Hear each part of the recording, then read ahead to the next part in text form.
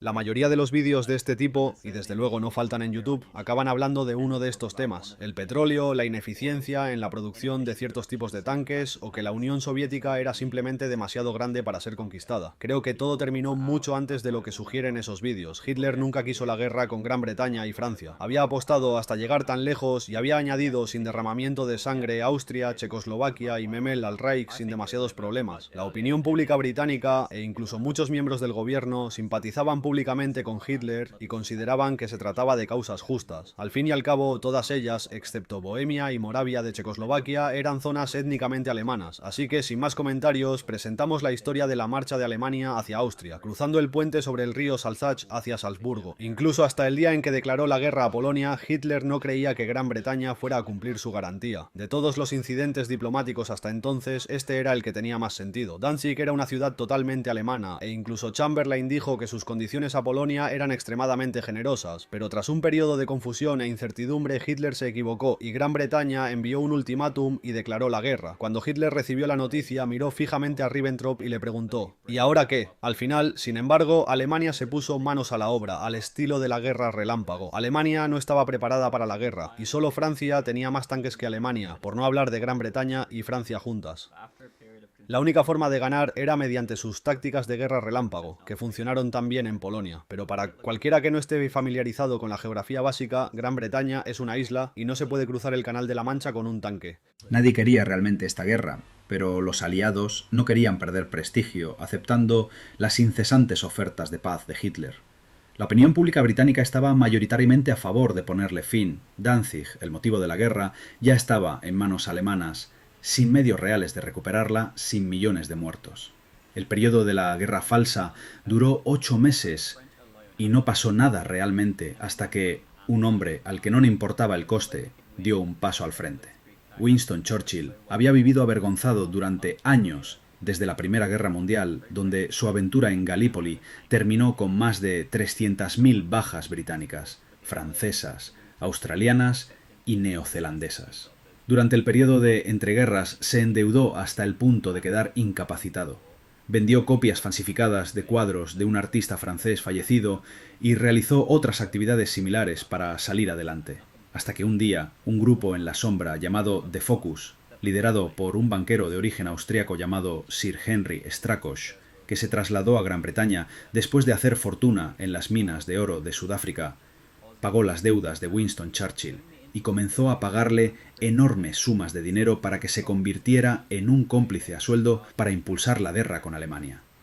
Otros miembros de los gabinetes británico y de la Commonwealth de la época también recibían pagos de Strakosch. Incluso el gobierno checo estaba dando dinero a Strakosch para pagar a estos ministros británicos con el fin de derrocar a Chamberlain y provocar una guerra con Alemania. En julio de 1938, un solo pago ascendió a aproximadamente 2 millones de libras a través de la embajada checa. El propio Hitler se enteró del plan gracias a la agencia de escuchas telefónicas de Goering y envió todas las pruebas al embajador británico para que se las mostrara a Chamberlain. Churchill, primer lord del almirantazgo en aquel momento, presionó al gobierno británico para que invadiera Noruega con el fin de cortar el suministro de acero de Alemania, que procedía principalmente de Noruega y Suecia. Hitler se enteró y se le adelantó por un día. Tras este desastre, Chamberlain fue destituido de su cargo y el mismo hombre que lo había provocado, Churchill, asumió el cargo el mismo día en que Alemania perdió la paciencia. Un mito favorito de los boomers que se ha mantenido desde entonces es: menos mal que impedimos que Hitler invadiera o ahora todos hablaríamos alemán. La operación León Marino nunca fue una opción seria para Hitler. Nunca iba a suceder. En todo caso, fue más bien una táctica de negociación. Habría sido imposible cruzar el Canal de la Mancha. La diferencia en el tamaño de sus armadas era simplemente demasiado grande. Ni siquiera en el aire tuvo Alemania el control. Lo mismo ocurre con cualquier historia alternativa descabellada en la que Alemania invade Estados Unidos, como esa serie de televisión.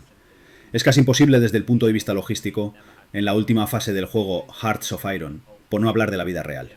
Nunca fue una opción ni algo deseado por Hitler. Lo siento, Wolfenstein. Hitler escribió en Mein Kampf y habló durante horas en sus discursos sobre lo mucho que amaba a los británicos y su imperio, y que era la alianza de sus sueños, si tan solo hicieran las paces con él. La única forma de poner fin a esta guerra, que en su mente ya había terminado, era la paz con Gran Bretaña. Para él era lo único lógico. Las continuas negativas lo llevaban a menudo a un estado de ira incontrolable. Ofrecía a los británicos conservar íntegramente su imperio. Él lo garantizaría y, si alguna vez fuera atacado, enviaría divisiones inmediatamente para defenderlo. Estaba abierto a la idea de quedarse con las antiguas colonias de Alemania, como quizá lo único a lo que tendrían que renunciar. Lo que más deseaba era que Gran Bretaña pusiera fin a la guerra y aceptara su posición en el continente. Pero Chamberlain, por no hablar de Churchill, se negó a aceptar nada de eso. Al fin y al cabo, ¿qué ganaba Gran Bretaña con continuar la guerra? Tras llegar al poder, Churchill se propuso detener el movimiento pacifista, que crecía de forma masiva en su país. Incluso los historiadores más liberales calificaron al gobierno de Churchill como una especie de dictadura belicista. Menos de 2 semanas después de llegar al poder, encarceló sin juicio al defensor de la paz más destacado, Oswald Mosley, y a su esposa, pariente de Churchill. Ella acababa de dar a luz y tenía un hijo de 11 semanas. A sus 2 hijos no se les permitió acompañarla en prisión, y los Mosley no fueron liberados hasta que Mosley enfermó gravemente 3 años después. Churchill no podía aceptar la paz. Francia fue invadida el mismo día en que él se convirtió en primer ministro, y si aceptaba la derrota ahora, se le culparía para siempre. Descubrió una oferta de paz secreta que avanzaba a través de las embajadas británica y alemana en Washington, por medio de un intermediario cuáquero. La detuvo y prohibió el acceso al embajador alemán. Necesitaba inclinar la opinión pública británica a su favor, y la única forma de hacerlo era que se unieran al sufrimiento de la guerra. De lo contrario, todo parecería muy lejano al otro lado del canal, y finalmente su gobierno sería derrocado en aras de la paz. El mismo día que acabó con ese acuerdo de paz, convocó al mariscal jefe del aire Charles Portal y le preguntó: ¿cuándo se puede lanzar un ataque salvaje contra Berlín? Hasta entonces existía un acuerdo entre ambas partes para no bombardear centros de población. Los británicos ya habían atacado varias ciudades importantes con pocas bajas, pero Hitler se mantuvo firme en el acuerdo. Le repugnaba la idea de matar a civiles británicos. Le dije: «Tendremos la oportunidad de atacar Londres». Y él respondió: «No quiero oír eso. Todo el ataque contra Inglaterra va en contra de mi opinión, en contra de mi voluntad. La población inglesa es de tan alta clase y tan similar a la alemana que detesto luchar contra Inglaterra». Portal advirtió a Churchill contra esto, señalando lo obvio: que si comenzaba a bombardear la capital alemana, los alemanes dejarían de atacar solo astilleros navales y aeródromos, y responderían destruyendo ciudades británicas. 2 semanas más tarde, Charles de Gaulle encuentra, para su confusión, a Winston Churchill en el jardín de su casa de campo, agitando el puño al cielo y gritando: «¿Por qué no vienes?». Confundido por esto, finalmente lo entendió más tarde.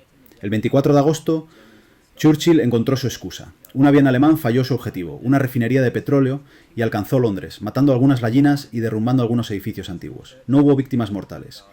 A las 9 de la mañana siguiente, Churchill ya estaba al teléfono con el mando de bombarderos en High Wycombe, exigiendo que 100 bombarderos atacaran Berlín esa misma noche en respuesta. 30 lograron atravesar y causaron estragos en Berlín. Luego repitió esto 6 o 7 veces. Hitler se negó a responder atacando ciudades británicas. Finalmente, Hitler sintió que no tenía otra opción y respondió bombardeando ciudades también. Churchill consiguió lo que quería. Para reforzar la moral y dar la impresión de que Gran Bretaña estaba contraatacando, se instalaron cañones de artillería y navales alrededor de Londres que disparaban a los aviones que se acercaban para dar la apariencia de que defendían la ciudad. Pero en realidad se sabía que esto no funcionaba. No eran cañones antiaéreos. Los proyectiles simplemente volvían a caer a tierra y explotaban. Y al final, alrededor de la mitad de las bajas civiles británicas fueron causadas por su propio bando únicamente por motivos estéticos. Como resultado, la moral se convirtió en la imagen clásica del mito del bombardeo.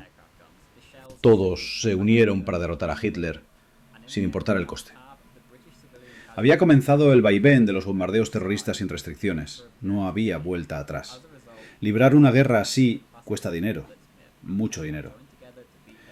Al igual que la Unión Soviética, un año después, Gran Bretaña dependía por completo de la ayuda estadounidense. Sin embargo, a diferencia de los soviéticos, Gran Bretaña tenía que pagarla. Cuando se acabó el oro para pagarla, comenzaron a vender todas sus inversiones acumuladas durante cientos de años en el imperio, poniendo centavos por cada dólar a los estadounidenses. Para continuar la guerra, cedió voluntariamente al presidente Roosevelt, que odiaba profundamente al imperio y a menudo hablaba de querer destruirlo, más de lo que Hitler, que había pasado décadas profesando su amor por el imperio, podría haber conseguido por la fuerza o en un acuerdo de paz. El resultado era obvio. Gran Bretaña nunca se recuperaría. Una cosa a tener en cuenta sobre Churchill es que mientras tomaba todas estas decisiones estaba borracho. Todos los diarios de la Segunda Guerra Mundial de quienes lo conocieron están llenos de referencias a que estaba borracho la mayor parte del tiempo, y que su estado empeoró progresivamente a lo largo de la guerra. Patton señala en una ocasión que estaba tan borracho durante una reunión con el sultán de Marruecos que lo ofendió terriblemente. El mariscal de campo Alanbrooke y el almirante Cunningham, entre otros, se quejaban constantemente de que hablar con él era como dar cabezazos contra la pared. No conseguían nada y él solo divagaba incoherentemente. Borracho. En una ocasión más seria, Cunningham dijo: «No hay duda de que el primer ministro está en condiciones de discutir cualquier cosa. Demasiado cansado y demasiado alcohol.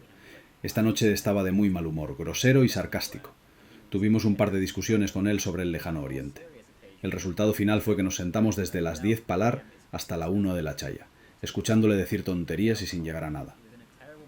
Ese mismo día, el 6 de julio de 1944, se emitió un documento a los jefes de Estado Mayor, ordenando el lanzamiento de gas venenoso y 2 millones de bombas de anthrax sobre pueblos y ciudades alemanas. Los británicos probaron una sola de estas bombas en una isla escocesa abandonada en 1942. El resultado fue que quedó inhabitable hasta 1986, cuando fue descontaminada y se llevó allí un rebaño de ovejas. Menos mal que los jefes de Estado Mayor no cumplieron esta orden, porque de lo contrario, hoy no existiría Europa. ¿Cómo se negocia con un hombre cuya reputación se basa en no negociar contigo, al que grupos internacionales oscuros le pagan literalmente una fortuna para derrotarte, que está dispuesto a volar por los aires a decenas de miles de sus propios ciudadanos, a regalar absolutamente todas las inversiones extranjeras de su país para derrotarte y, por si fuera poco, es un alcohólico incapacitado que ha perdido todo contacto con la realidad? Cabe señalar que en 1940 Hitler no era considerado el psicópata que es hoy en día. Hasta los bombardeos terroristas, la guerra había sido bastante cordial entre los dos ejércitos. A medida que la guerra avanzaba, fue cuando las cosas se descontrolaron. ¿Quién sabe qué tragedias se podrían haber evitado si se hubiera hecho la paz cuando era posible? Así que por mucho que Hitler lo deseara, no había nada que pudiera hacer para negociar o derrotar a los británicos. Si hubiera conquistado Egipto o incluso toda África, si hubiera querido llevar las cosas al extremo de los posibles resultados, nada habría cambiado. Gran Bretaña seguiría en pie y no habría rendición. La entrada de Estados Unidos en la guerra era inevitable. Roosevelt estaba empeñado en involucrarse de cualquier manera posible, por lo que la paz era ahora o nunca. Y ahora, nunca fue. Durante siglos, el mayor temor de Alemania ha sido una guerra en dos frentes. Estar en el centro de Europa les ha llevado a ser el relleno de un sándwich de guerra, y la guerra con la Unión Soviética también era inevitable algún día. Al fin y al cabo, las dos ideologías de los regímenes eran enemigas mortales. Los soviéticos estaban ganando fuerza y a Hitler le quedaba muy poco tiempo para derrotarlos, por improbable que fuera, y evitar así ser rodeado cuando los británicos y los estadounidenses inevitablemente llamaran a su puerta. Pero esta vez, si lo conseguían, se harían con todos los ricos recursos de Rusia. Sin embargo, en realidad nunca iba a ser una guerra rápida, y los soviéticos no iban a ser derrotados lo suficientemente rápido como para salir vivos de esta guerra. Por eso creo que, a partir del 24 de agosto, cuando esa bomba cayó fuera de su objetivo y alcanzó Londres, todo había terminado. Con el apoyo del público a Churchill gracias a la propaganda del bombardeo, este tuvo vía libre para bombardear y más tarde incendiar Alemania hasta someterla. Gran Bretaña, junto con la fuerza industrial de Estados Unidos y la mano de obra de la Unión Soviética, no podía haber terminado de otra manera que no fuera con Alemania reducida a escombros. Aunque no hubieran podido desembarcar en las playas y recuperar inmediatamente su posición, las ciudades alemanas habían sido bombardeadas en un ciclo de terror sin fin. Sus recursos eran casi ilimitados. Lucharon lo mejor que pudieron. Llegar a 1945 fue una hazaña en sí misma, pero el final siempre iba a ser el mismo. Churchill sigue siendo venerado como un héroe nacional en Gran Bretaña hasta el día de hoy. Las grietas están empezando a aparecer, pero creo que ha pasado suficiente tiempo como para que podamos hablar honestamente de él. Por mucho que lo intentemos, como dice Niall Ferguson en la última cita de su libro Empire, no había necesidad de destruirnos a nosotros mismos por esa guerra. En 1939, el Hitler que el mundo conocía en vísperas de la guerra solo tenía en su haber la noche de los cuchillos largos, sus propios hombres. Stalin había torturado, ejecutado y matado de hambre a millones de personas, y un año después, Churchill se postraría a los pies de Stalin, y en última instancia le entregaría Danzig y el resto de Polonia, que es la razón por la que nos unimos a la guerra en primer lugar. Se quedó con el resto de Europa del Este para restregárnoslo aún más. No hay forma posible de justificar por qué era necesario el mito de la Segunda Guerra Mundial que ha moldeado fundamentalmente nuestra sociedad actual. Al final, supongo que simplemente no creo que valiera la pena entregar la civilización occidental por Danzig, de etnia alemana.